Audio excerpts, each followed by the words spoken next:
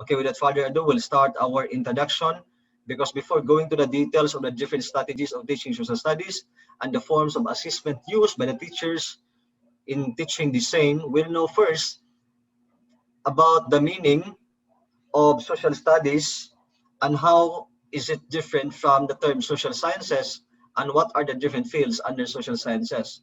Okay, let me share to you a screen. Okay, I am your teacher, guys, in this subject, and that is my name, no? Di lang ako i-mention, kaya musikat niya ako sa mga. Alright. Okay, so the meaning of social studies, students, it talks about integrated study of the social sciences and humanities.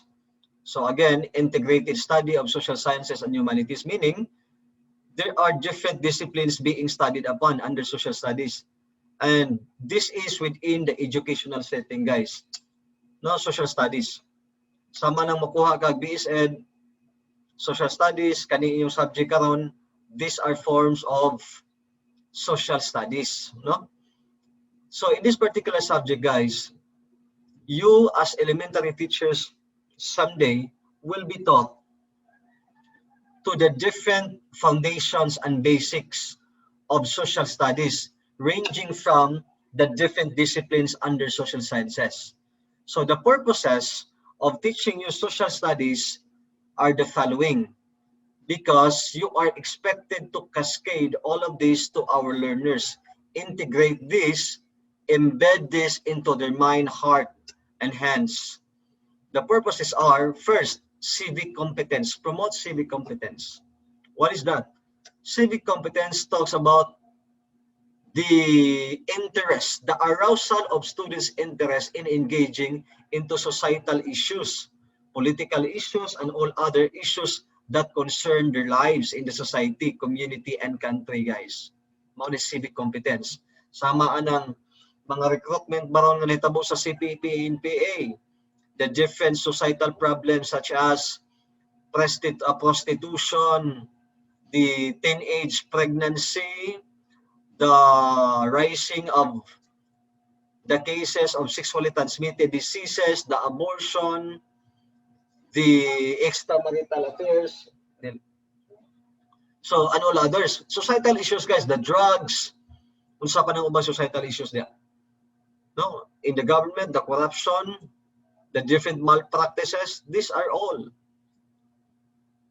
being taught under social studies. Though this is an obligation to help the government identifying those solutions, those problems, so that the government could make its appropriate interventions.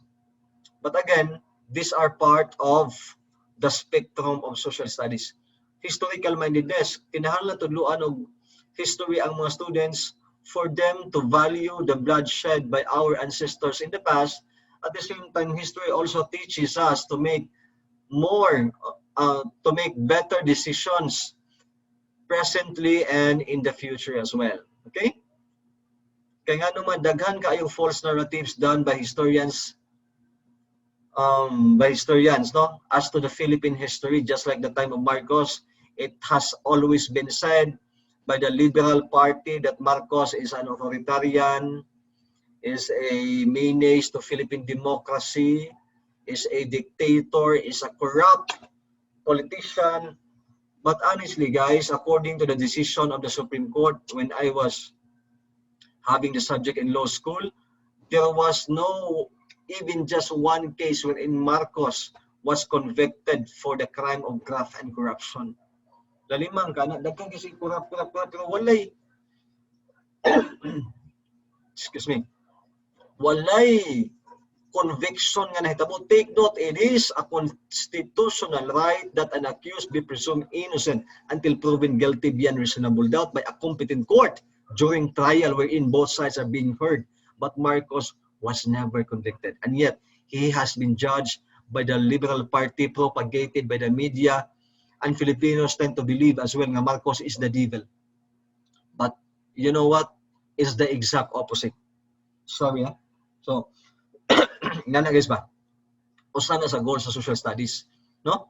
Cultural tolerance nga kita must have to embrace the diversity of different cultures, complexion of the skin, physical characteristics, behavior, beliefs, Mauna guys, no? Nga panalitan ang pagtuo ba sa imong classmate kay lahi, ya religion. Imong religion mauni, mag-away din mo kay moingon mi ka kana iyong religion di na tinuod. It's wrong. Why? You do not respect his or her religion. Sir, ang kanang mga tao nga walay pagtuo, meaning wala sila pagtuo nga naay God. Is it wrong? Under the Philippine Constitution, students, it is a constitutional right to grant them what they believe. If they believe that there is no existence of a deity or God, so be it. Let them be. Okay? Because it is a constitutional right. That is respect for diversity, students. Ha? Respect or have the culture tolerance. Dili kay magsikag pangaway kay lahi sila. And take note of this. It's wrong for us to use our own standard of culture judging other people's society's culture, because culture is unique society from society to society. Okay? Is that clear, guys? Nasabtan ako? Yes, sir. Okay, good. So, just tell me, do not be hesitant to interrupt rather, if my voice seems to be static ba. If I will be cutting on and off, kindly tell me guys para di ko maka-proceed, okay? Siguro tabi niya, eventually wala di mo nadunggan from me. So, again, social studies, different integrated studies of social sciences and humanities. The purposes are the ones I mentioned minutes ago or seconds ago.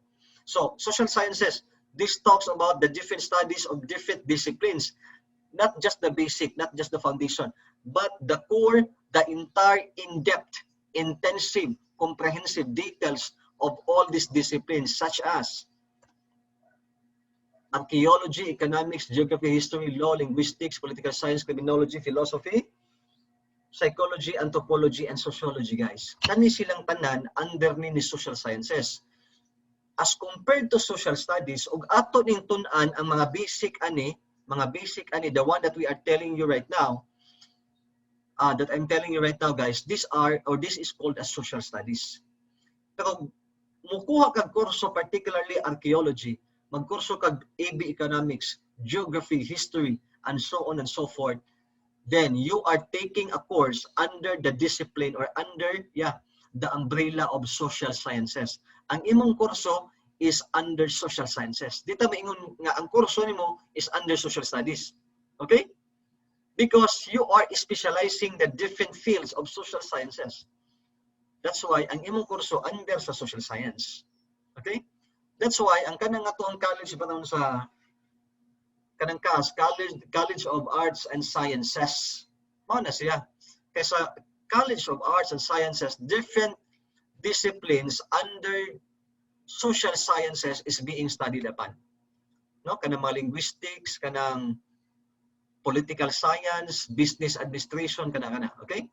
So, we'll have to know the meaning of all of these social sciences for you to be better equipped with the foundation of social studies before we will proceed once again to teaching you the different strategies and assessments in delivering the social studies subject, particularly culture and geography, to our elementary grades when you will become teachers, students, when you will become teachers.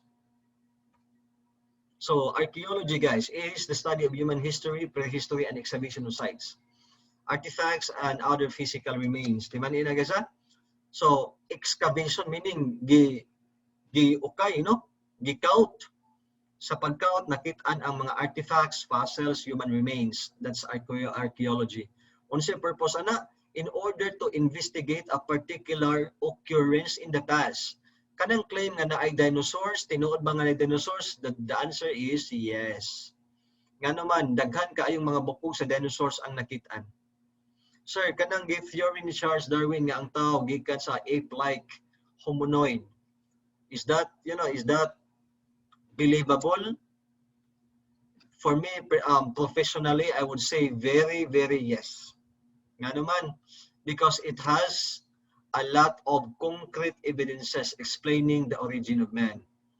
But say if it does not conform with the beliefs of ours or yours, please do not get offended because we're just talking about the widening of perspectives here, guys. So, maimong pagtuo nga, di tinuo si Charles Darwin, it's up to you. But what Charles Darwin said is based on science, based on concrete evidences. So, it does not, it's quite sensitive because it is contrary to our religious beliefs and the verses of the Holy Bible. But it's okay. At least you are ought to judge. I'm not telling you what to believe and when to believe. It's up to you to believe, and when to believe, it's up to you. I'm just telling you that these are the scientific explanations, that these are the philosophical explanations, religious explanations, and all other explanations. And it's up for our students to believe. What to believe among these explanations. So economics, social science concerned with the production, distribution, and consumption. So in economics, guys, we talk about basically the law of supply and demand. Daghan gani ang supply, ang may tabo ana, mo sa may tabo si demand. Daghan ang supply, kung sa may tabo ni demand, it depends. But generally, daghan gani ang supply, gamay ang presyo kay nasobraan man ang supply. Gamay gani ang supply, mahal ang presyo, right? So, kung mahal ang presyo, unsa may tabo ni demand, gamay rin mamalit kay mahal man. So, barato ang presyo, generally, daghan o palit kay barato man. So, talking about economics in macroeconomic level, guys, ang kita sa nasod, meaning ang gross domestic product, ang gross domestic income. In short, kita sa nasod. Kada palit nimo og sabon sa imong silingan, moadto kag mall, palit kag mga items sa Lazada and all, these are entailing taxes rather.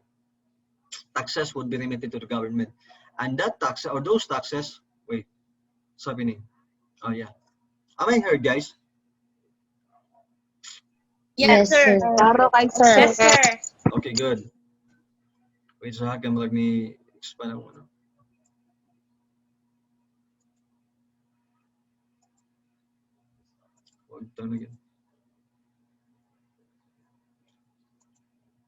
Okay.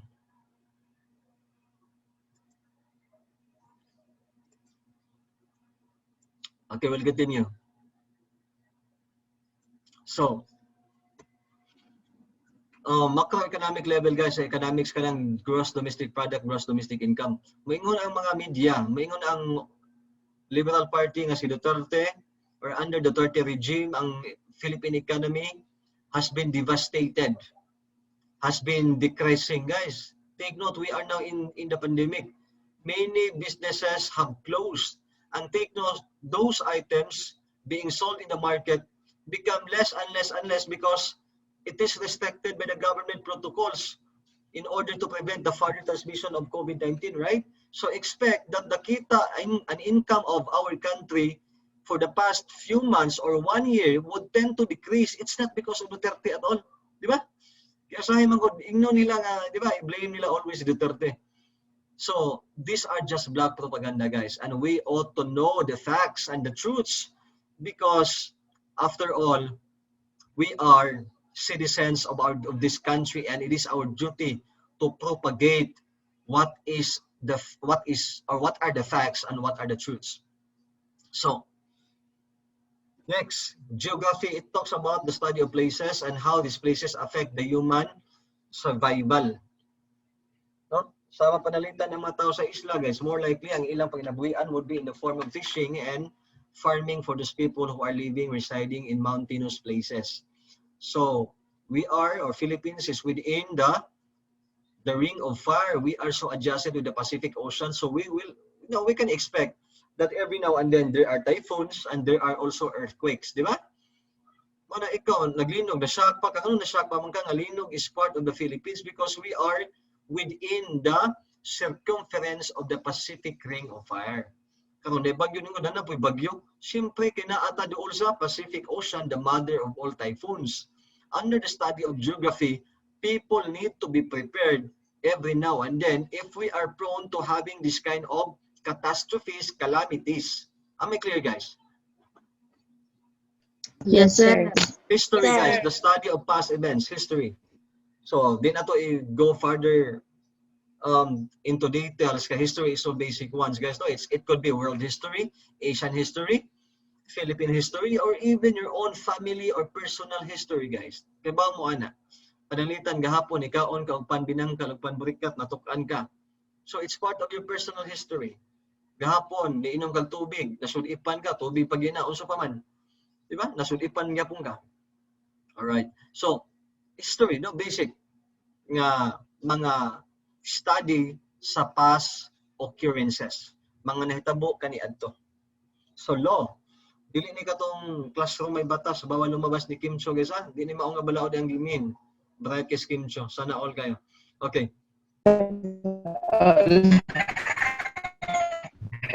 Sabi ko? Dili, sir. Okay. Dili, sir. Klaro kayo, sir. Maayo. So go. Moving on. When we say law, guys, it refers to rules, regulations, in order for people to be more civilized. Because without the laws, ang mga tao, guys, nawatakebaw will commit crimes every now and then.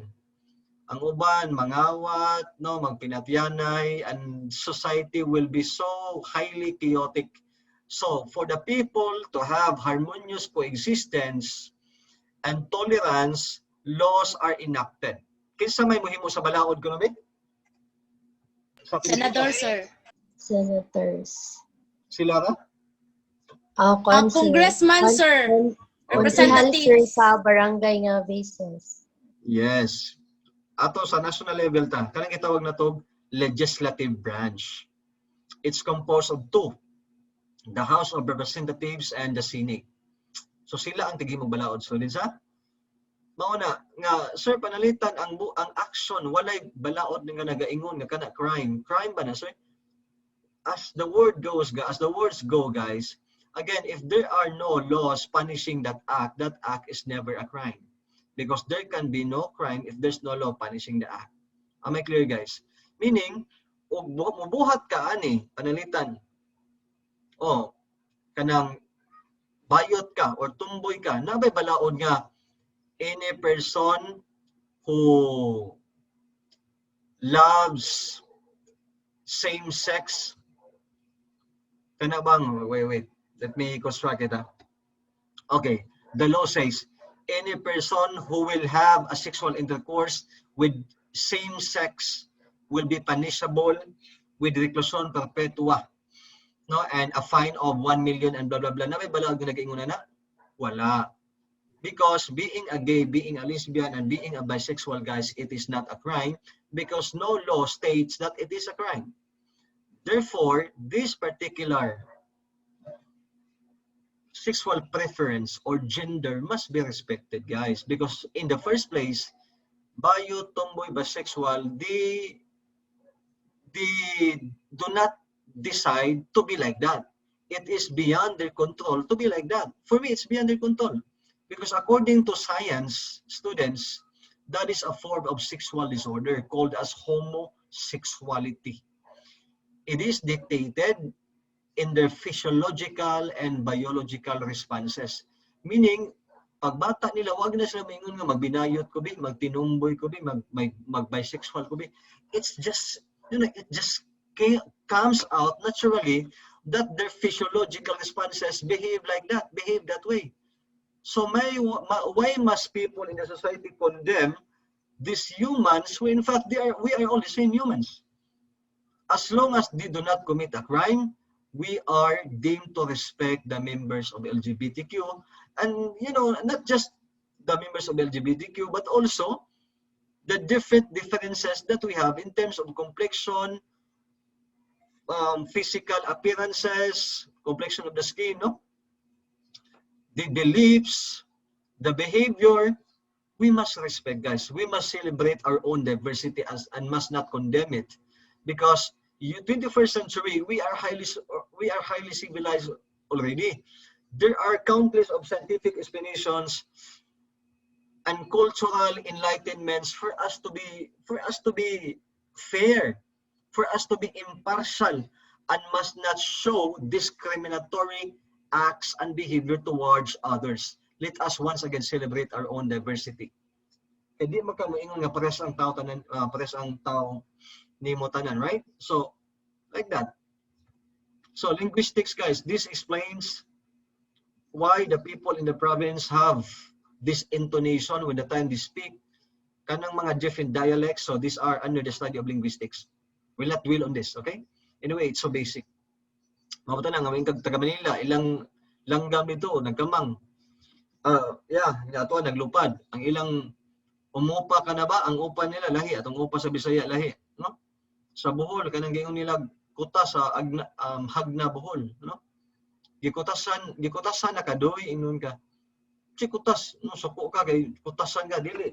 Ang ilang kutas gutom, no? Inana ba? So, those are under the study of linguistics. Political science. This refers to the study of political behavior and the government.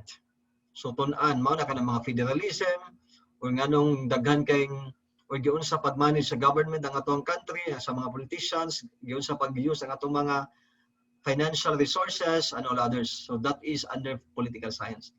Criminology, the study of crimes and criminals. Kaya ba mo guys, nga na ay mga, for instance, I will give the situation. Ha? Yeah, let me ask you. Kani si Queenie Lynn. Queenie Lynn? Are you Yes, there? sir. Yes, sir. Queen, panalitan Queen, kanang nakakita kag imong silingan. Kanang babae, naa sa bana. Yeah, daghan kay bunog ang iyang naong. Daghan kay bunog ang iyang bukton. What would eventually your mind say to you upon seeing those? I will assume, sir, that his husband inflicted her with cancer, kanang physically, sir. Sa bahay si husband, dili.